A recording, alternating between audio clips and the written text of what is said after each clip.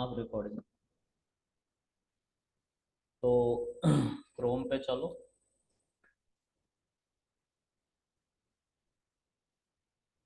यहाँ पे आप लिखो पावर बीआई। ठीक है, बस आप ऐसे लिख के सर्च करो। अब देखो माइक्रोसॉफ्ट का होलोग्राम दिख रहा है, और जब हमने इंटरफेस भी स्टार्ट किया था तो नीचे माइक्रोसॉफ्ट दिखा रहा था, क्योंकि माइक्रोसॉफ्ट ने इसे बनाया। यहाँ पे पढ़ोगे तो आपको पता चलेगा it is a BI. Power BI, Microsoft Power BI is an interactive data visualization software product developed by Microsoft with primary focus on business intelligence। ये बोला था ना BI टूल, बिजनेस इंटेलिजेंस, जो बिजनेस को ग्रो करने में help करे, उसके लिए रिपोर्ट जिससे बना पाओ, उसको बीआई टूल कहते हैं, यानी कि बिजनेस इंटेलिजेंस टूल कहते हैं। टैब्ल्यू भी एक बीआई टूल है, बिजनेस इंटेलिजेंस टूल। ठीक है। अच्छा, it is part of Microsoft power platform. ठीक है, माइक्रोसॉफ्ट कॉर्पोरेशन ने बनाया था, और रिलीज डेट है 2014। ठीक है,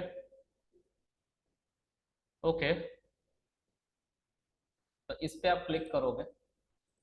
जब इस पे आप क्लिक करोगे तो आपको यहाँ पे कहीं पे भी पावर बीआई का डाउनलोड करने का ऑप्शन नहीं दिखाई देगा, तो आपको प्रोडक्ट्स में जाना है। पावर बीआई का desktop version, pro version, premium, mobile, embedded, बहुत सारे वर्जन अवेलेबल हैं। यहाँ पे आपको डेस्कटॉप वाला डाउनलोड करना है, क्योंकि हम फ्री वर्जन पे काम करेंगे। ठीक है, तो डेस्कटॉप, पावर बीआई डेस्कटॉप पे क्लिक करो। ठीक है। अब इसके अलावा जो है डाउनलोड्स के लिए है, तो यहाँ पे डाउनलोड्स पे ना क्लिक करके सी डाउनलोड्स और लैंग्वेज ऑप्शन इस पे क्लिक करेंगे। जब हम इस पे क्लिक करेंगे तो हमें बहुत सारी लैंग्वेजेस दिखाई जाएगी यहाँ पे। तो ये जो है ना इंग्लिश में दिखाया जा रहा है, बाकी आप हिंदी में भी पावर बीआई यूज कर सकते हैं, है ना। इतने सारे उसके अलावा और भी लैंग्वेजेस है, तो ये भी एक प्लस पॉइंट है जो इसको एवरग्रीन बना देता है।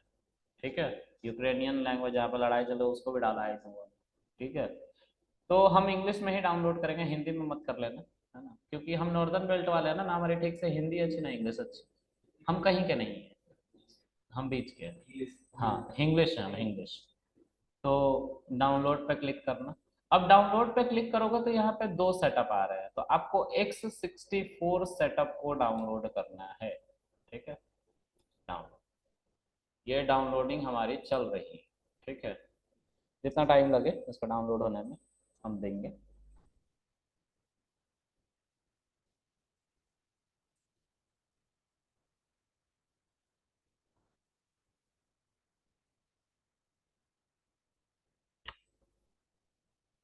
तो आप कहीं जॉब कर रहे हैं अभी? किस चीज में? IT company? क्या ऑपरेशन में होता है? क्या?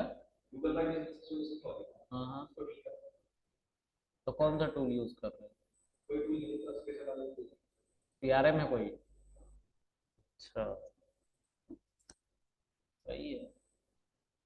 तो इसको क्यों सीखने पहुंच गए? मन भर गया? अच्छा, तृप्ति की ओर हो अब। देखो, एक तुम हो अपनी जिंदगी खराब करना चाहते हो।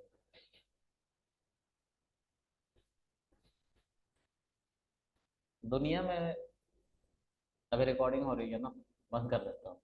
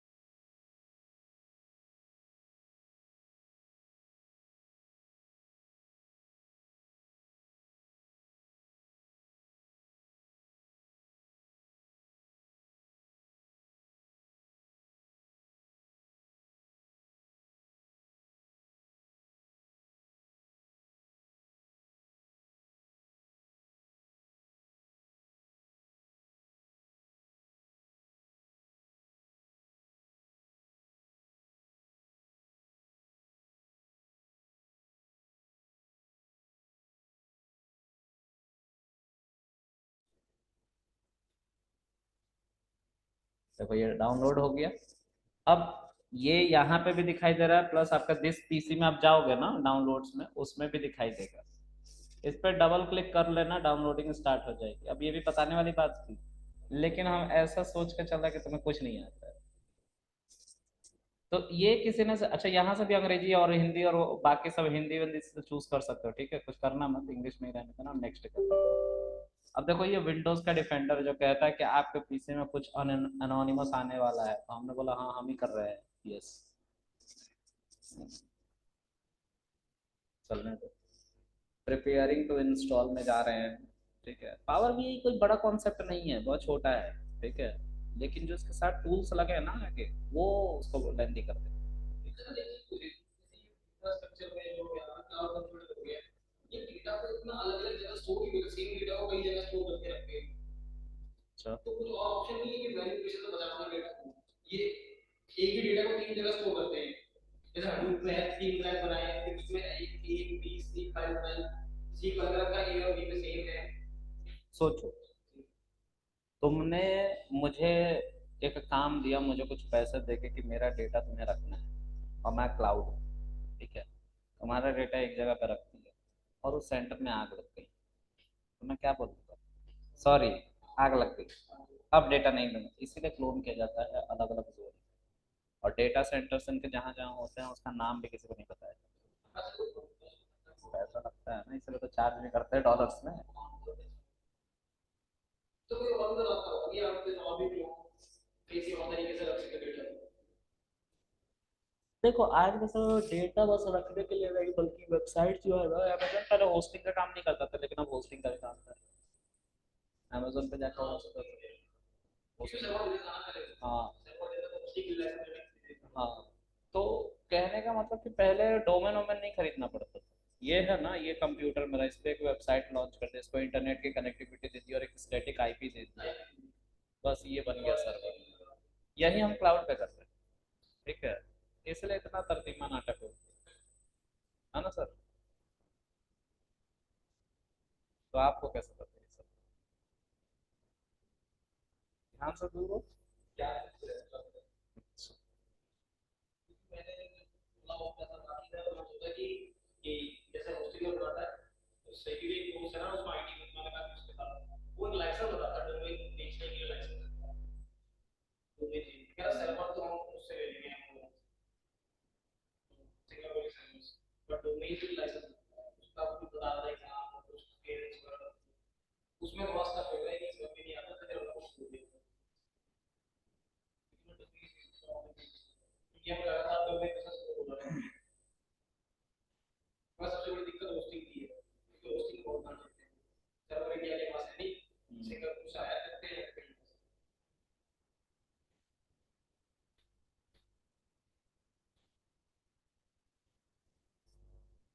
क्या क्या पढ़ूं, मुझे तो खुद ही नहीं समझ में आ रहा है।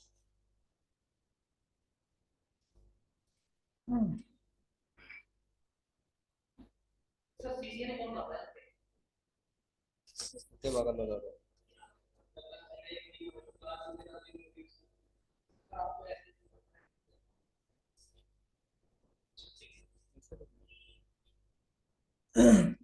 ये हमारा गरीब खाना है,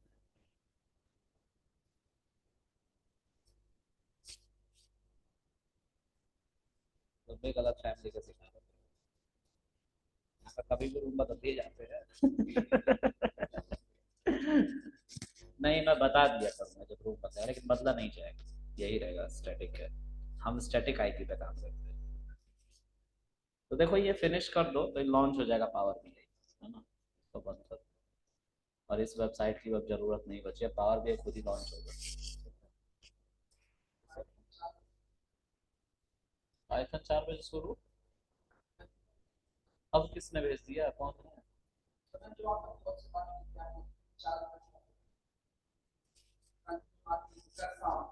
अच्छा अच्छा, तो पाइथन की शुरू बैच नहीं है, चल रही है ये बैच। अच्छा अच्छा, हाँ तो तुमने शुरू बोला ना, इसीलिए मुझे थोड़ा शक हो गया कि कहाँ से नया बैच। आ जाओ बैठो, 4 बजे से फिर बैठो।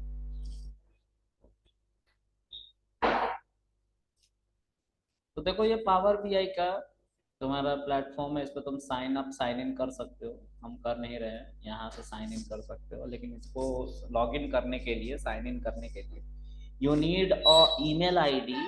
जिस ईमेल आईडी का एक्सटेंशन जैसे @ होता है ना, उसके बाद कुछ, जैसे मैं ड्यूकेट में काम करता तो ड्यूकेट होना चाहिए, .com होना चाहिए। गूगल में काम करता तो google.com होना चाहिए, है ना। अमेजोन में काम करता तो amazon.com। हाँ? नहीं डाल सकते, हम करने की कोशिश भी करेंगे तो नहीं होगा। चलो करके दिखाता हूँ, देखो यहाँ पे मैं अपना ईमेल आईडी, सबसे पहले पढ़ने की आदत डालो, inter your email address. Power BI desktop and Power BI services work better together. Sign in to enhance your collaboration and access organizational content. तो मेरा ईमेल आईडी nnkrishna714@gmail.com है, ठीक है। कंटिन्यू करता हूँ। देखो यहाँ से मैं लॉगिन करने की कोशिश करूंगा ईमेल से, कंटिन्यू।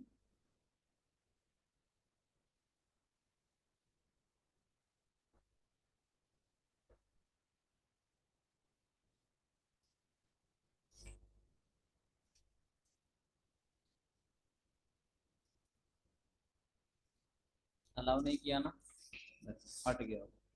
वो एक ऑर्गेनाइजेशनल ईमेल मांगता है, ठीक है। इवन यहाँ से पब्लिशिंग होती है, पब्लिशिंग मतलब तुम पावर बीआई के डैशबोर्ड्स बनाते हो ना, पिक्चर्स वगैरह बनाते हो, विजुअलाइजेशन, तो वो इनके सर्वर पर रख सकते हो तुम।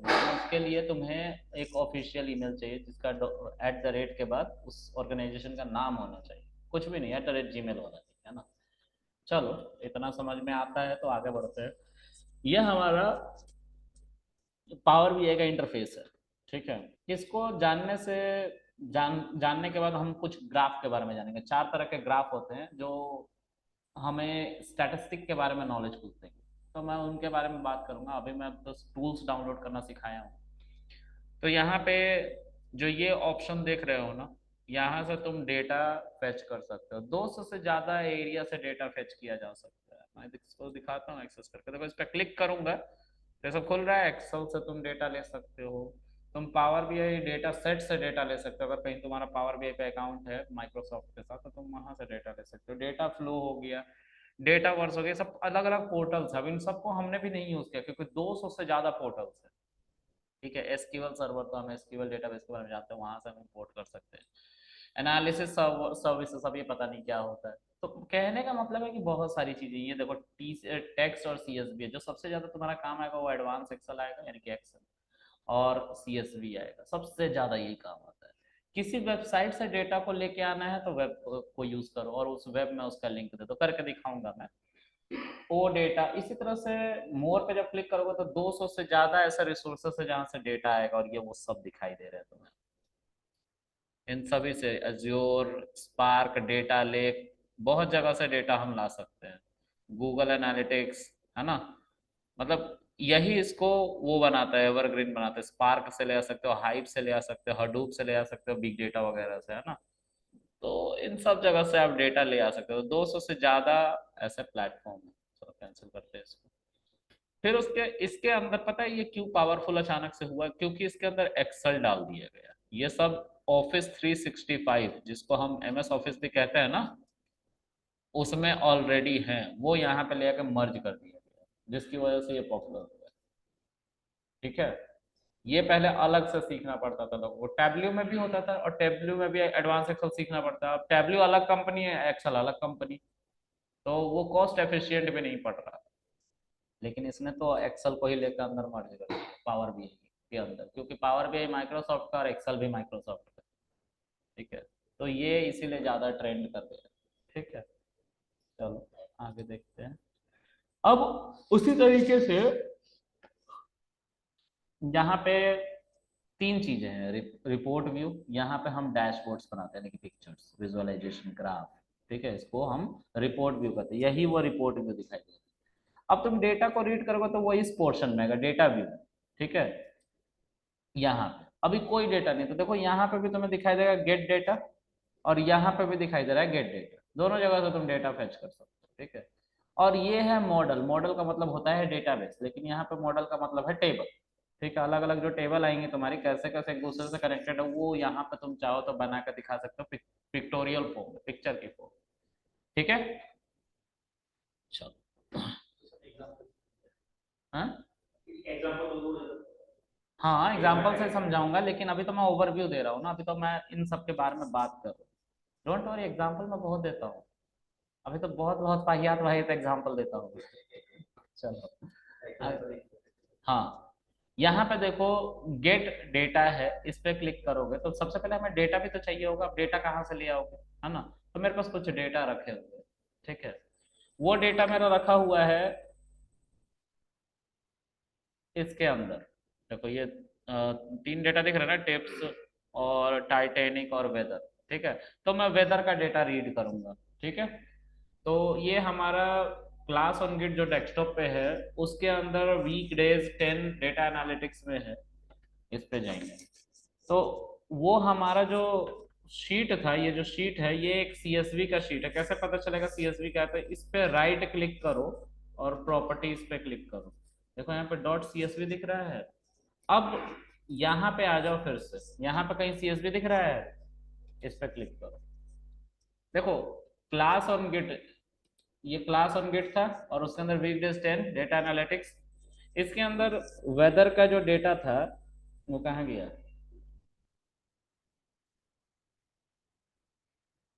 अच्छा, वेदर का डेटा एक्सेल था, सॉरी, एक्सेल था। हाँ वो सीएसवी नहीं, वो दूसरा कुछ मैंने सीएसवी का रीड कर लिया, टिप्स था। हाँ, वेदर का नहीं रीड किया। वेदर जो हमारा है ये वाला है, ये वाला वेदर है। इस पे राइट क्लिक करो और प्रॉपर्टीज में जाओ। ये हमारा एक्सेल का फाइल है। ठीक है, तो एक्सेल को रीड करने के लिए हमें क्या करना पड़ेगा? हमें यहाँ पे जाना पड़ेगा और देखो एक्सेल वर्क दिखा रहा है ना, इस पे क्लिक करो। देखो वेदर दिखाने लग गया। अब वेदर को तुम यहाँ पे ओपन करो। ओपन करोगे, एक बार सीएसवी फाइल और एक्सेल फाइल क्या? सीएसवी फाइल एक प्लेन टेक्स्ट फाइल होती है जिसमें एक जैसा सिंबल यानी कि कॉमा या सेमी कॉलन, मैं बना के दिखा देता हूँ तो बेटर समझ में आएगा। चलो ये देखो, ये टेक्स्ट की फाइल दिख रही है, ये नोटपैड है सिंपल।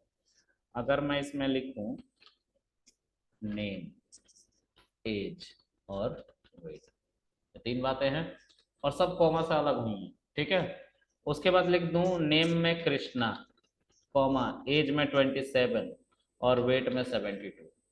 फिर तुम्हारा नाम क्या है? अरविंद केजरीवाल। अरविंद, चलो अरविंद के बाद, अरविंद के बाद क्या है? और अरे क्या बात है, इतना मैच करोगे तुम? और तुम यार, हैं? विपिन, विपिन, विपिन बी वाला नहीं? 25, 63। और तुम? अभिषेक शर्मा नहीं लिखूंगा। 24, 65। चलो इसको सेव करते हैं। ठीक है, अब सेव करने के बाद इसको मैं डेस्कटॉप पे ही रख लेता हूँ किसी नाम से। डेस्कटॉप पे रख रहा हूँ जानबूझ के, है ना? या क्लास ऑन गिट के अंदर रखें तो क्लास ऑन गिट चेक कर दो, फिर डेटा एनालिटिक्स इसी के अंदर रखना है तो रख लो। इसका नाम दे दो आप demo data, demo dot T होगा। अब आप टी में इसको सेव कर रहे हो, ठीक है, और मैं इसको रीड करना चाहता हूँ। ठीक है, मैं यहाँ पे जाऊंगा, सीएसवी पे जाऊंगा। अब इसमें डेमो दिख रहा है, ये टेक्स्ट फाइल दिख रहा है तुम्हें? टेक्स्ट था ना, लेकिन ये सीएसवी ही कहलाएगा। ओपन करो, देखो दिख रहा है टेबल के फॉर्म में। तो CSV file is normal plain text file जिसमें कॉमा से वैल्यूज अलग होती है। अगर कॉमा से नहीं अलग होंगी तो इनमें से किसी से अलग होंगी, कॉलन से।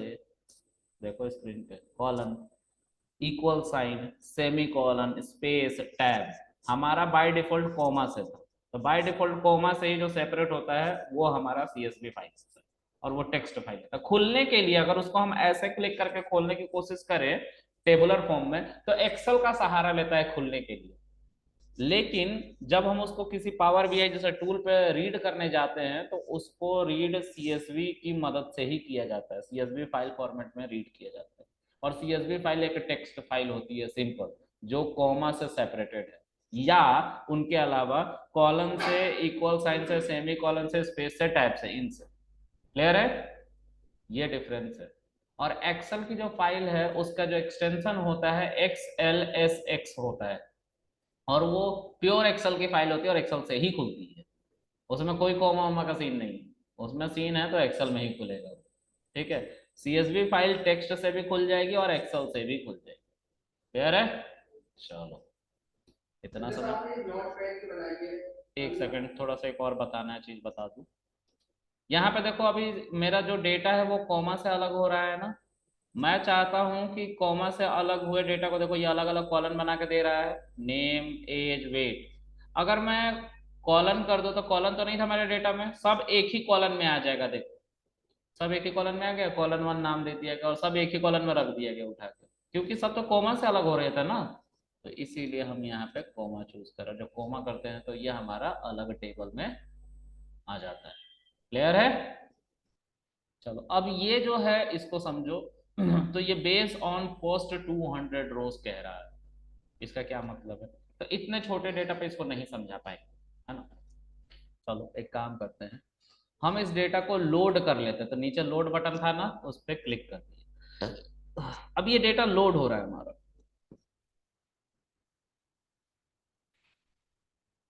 चार उसमें डेटा थे, तो 4 रो लोड हुए हैं। ठीक है?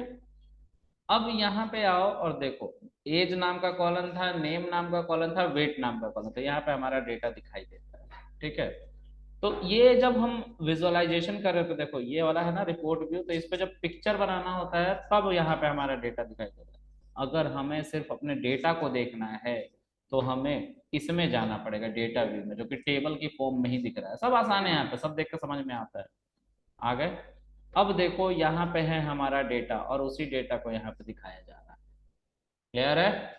अब इस डेटा में से तुम देखो 4 लोगों का डेटा है, तो किसी एक को चेक करोगे तो वो डेटा नहीं है, तो ये कोई अच्छी बात नहीं है।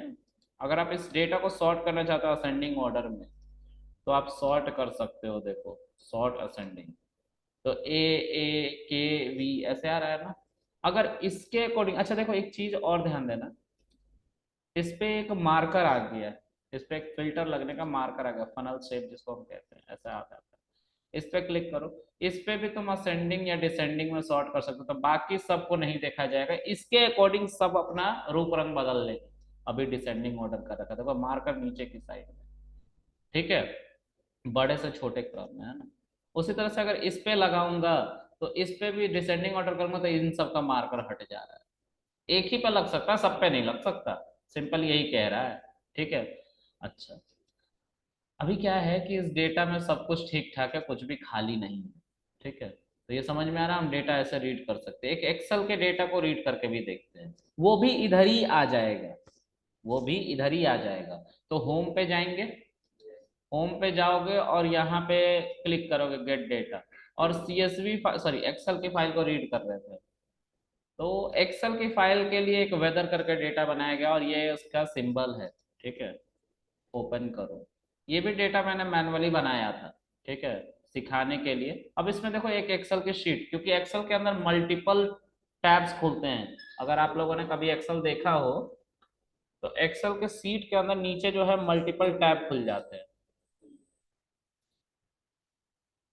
ये देखो, शीट 1, शीट 2, शीट 3, इसीलिए वहां पे साइड में दिखा रहा है कि कौन सा शीट। एक ही शीट है फिर भी वो दिखा रहा है, उसके उसका काम है दिखाना।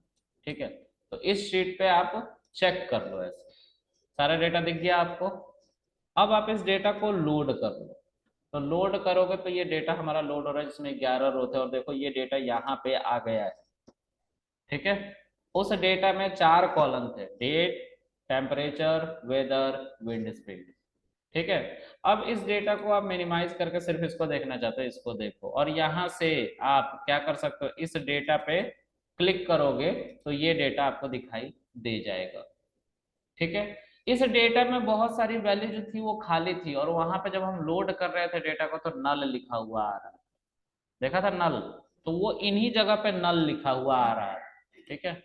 अब मान लो इस डेटा को मुझे साफ करना है। साफ मतलब ये डेटा अभी जो है हमारा अनस्ट्रक्चर्ड है, मतलब एक ऐसा डेटा नहीं है जिस पर हम एनालिसिस कर सकते हैं, क्योंकि बहुत सारे रोज और कॉलम्स हमारे क्या है, खाली है। इसकी वजह से ये डेटा क्या है, अनस्ट्रक्चर्ड। अगर इसका हेडिंग भी नहीं होता तो ये डेटा अनस्ट्रक्चर्ड कहलाता। क्यों? क्योंकि इस डेटा को देख कर समझ में ही नहीं आता कि ये क्या है, ये क्या है। ये तो चलो फिर भी समझ में आ जाता, लेकिन ये दोनों नहीं समझ में, तो ऐसे डेटा को ही अनस्ट्रक्चर्ड डेटा कहते हैं। ठीक है, तो या तो इन वैल्यूज को भर दो या तो डिलीट मार दो। तो हम अभी डिलीट मार के इस डेटा को क्लीन करने की कोशिश करेंगे। कितने इसमें रोज हैं, तो देखो यहाँ पे लिखा हुआ है 11, या नीचे लिखा हुआ होता है 11 रोज है, यानी कि 11 डेटा है। ठीक है, हम इसको क्लीन करने जा रहे हैं, तो हम बस फिल्टर लगा के क्लीन करने जा रहे हैं। इस पे जब तुम क्लीन करोगे, क्लिक करोगे, तो देखो जो ब्लैंक है उसको अनचेक कर देना और ओके कर देना, डेटा कम हुआ। अब इधर भी तो ब्लैंक है, इस पे भी क्लिक करके इस पे भी तुम ब्लैंक को अनचेक कर देना और ओके कर देना, तो ही डेटा बचा। अब ऐसे डेटा पे क्या ही एनालिसिस करोगे, 11 में से 9 डेटा तो तुमने डिलीट मार दिया, मतलब अगर 10 डेटा होते, तुम उसको 100% मान रहे हो, उसमें से 2 ही बचता, तो 80% डेटा तो तुमने डिलीट कर दिया ना। इस पे एनालिसिस करना बनेगा। इसी के लिए स्टैटिस्टिक्स सिखाया जाता है, जिससे हम डेटा को फुलफिल कर सके, बचा सके। समझ में आ रही बात? हाँ। तो अब इस सेशन को हम अगले सेशन में पढ़ेंगे, ठीक है, कल। आप कल आइएगा, हम इसके आगे पढ़ेंगे। अभी हमें ग्राफ बताना, पहले हम स्टैटिस्टिक तो बताएं, तब तो इन सबको फिल करेंगे ना। तो मैं आज ही बताने लगूंगा, देखो मीन से फिल हो रहा है, मीडियन से फिल आ कहाँ सर है, वही नहीं पता है, दिक्कत है। चलो अगले सेशन में हम इसकी बात करेंगे। तो आप लोग मुझे हाय लिख देना, तो मैं आप लोगों को रिकॉर्डिंग प्रोवाइड करूंगा, कल से ही करूंगा, आज से नहीं, लेकिन करूंगा कल।